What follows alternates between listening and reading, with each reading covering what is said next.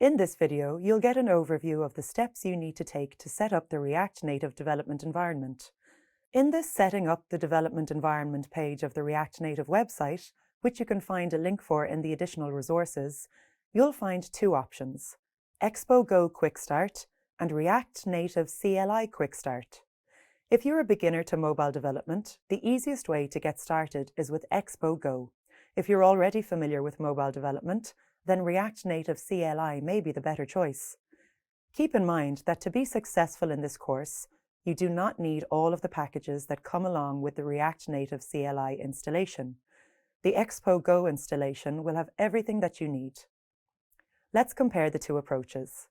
To get started with Expo Go, all you need is to have Node installed and an IDE such as VS Code.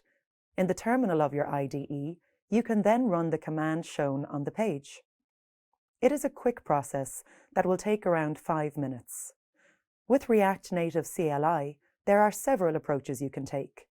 The installation page asks you to indicate your development OS, so make sure to choose Mac OS, Windows, or Linux based on the machine you have.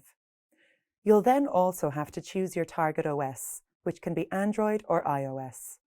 The option you select will give you a different set of instructions.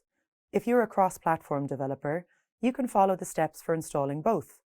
Note that iOS will only work if you are developing on Mac OS. So if you have Mac, you can set up both the Android and iOS options. But if you have a Windows machine, then you should set up Android only. Once you pick your development OS and then Android, you'll be provided with a list of dependencies that you need to set up, along with steps for installing Android Studio. If you pick iOS, then you'll be directed toward a different set of dependencies, and also advised to install Xcode. Whichever you choose, you can expect the process to take about an hour before you're ready to get up and running with React Native. In this video, you learned how to choose the most suitable development environment setup options for your needs, the key steps in the installation process, and the things you need to prepare before getting started.